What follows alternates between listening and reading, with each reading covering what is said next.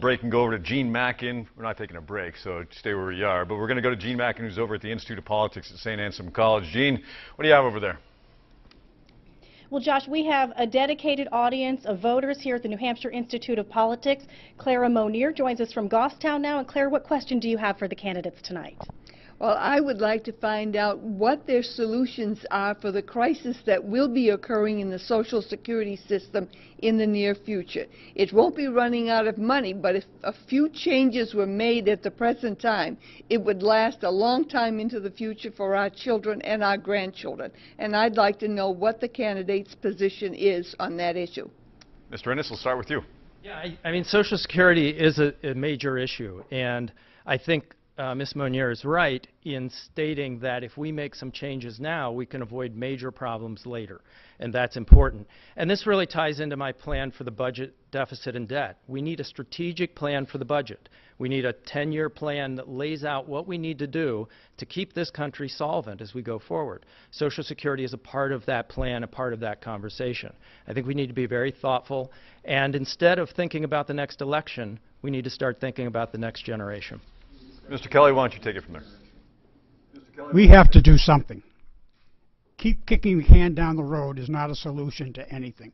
We have to elect people who are going to stand up and understand what they're supposed to be doing down there in Washington.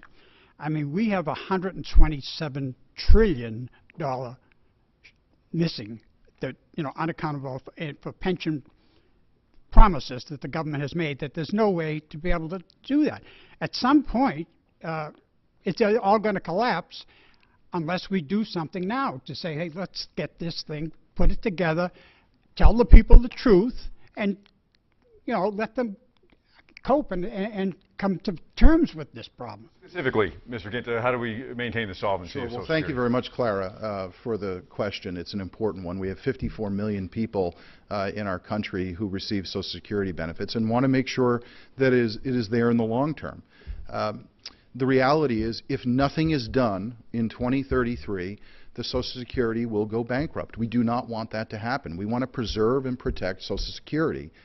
It's going to take a bipartisan approach. We have tried, when I was in Congress, to take a bipartisan approach to deal with Medicare. I would take the similar approach. Let's sit down with Republicans and Democrats, House and Senate, look at what the different issues are on both sides, and try to come to a reasonable solution. But the first thing you need to do is ensure that current and future recipients do not change their benefit requirement. That should not happen. We have seniors who are earning Social Security today who have paid into the system who should not have their benefits changed. So anything that we do should be on the outside years down the road. And you can do that, preserve and protect Social Security, and strengthen Social Security at the same time. All right, well, let's have the same question. Let's shift it over toward Medicare, Mr. Ginta. Well, I served on the Budget Committee. We did put together a budget proposal that focused on reducing spending, on balancing the budget, and having economic growth. We also took on that third rail of Medicare. And I think that it's our obligation when we are elected to do so. Now, we were vilified by the Democrats as saying we want to eliminate Medicare, and it's just not true. We want to make sure that Medicare is preserved and protected. Nobody under the age of 55 should have any changes made to their Medicare. But again, if we don't do something, just like Social Security, a little bit farther down the road, this will go bankrupt. And it's two-thirds, Social Security, Medicare, Medicaid is two-thirds of the federal budget. You've got to have some controls in place so we have future programs for current and future recipients. Mr. Kelly, the question goes to you. How do we maintain the current, or what should be done with the structure of Medicare? I came here tonight and I have in my mind that there is one answer to every question here. And that answer is market basket. We just saw an example of what happens when you have a couple of people at the top who couldn't care less about the thousands of employees they have under them. They're all about themselves.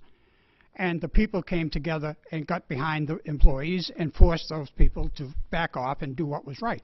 We have the same problem in D.C. We have 545 people down there who are supposed to be representing the 300 million people in the country. But they're not. They're representing themselves and taking care of themselves. We need a major change.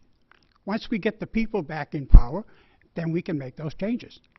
Market basket have anything to do with Medicare, Mr. Ennis? Well, I guess I can sort of see the analogy, but the biggest problem facing us with these programs is right now you've got about 5 people paying in for every person receiving benefits. 10 years out, it's 2 to 1. These things won't be sustainable with that sort of ratio. We do need to meet the obligations to people who have paid in. We're America, and that's the way we do things. We take care of our own. But we do have to get serious about reforming these things and setting it up to extend for a longer period of time. 2 to 1 paying into receiving doesn't work. So we've got to, Social Security, Medicare, again, a strategic plan for the budget. We address these things head on, and we do it right. All right, Josh Rogers, next question.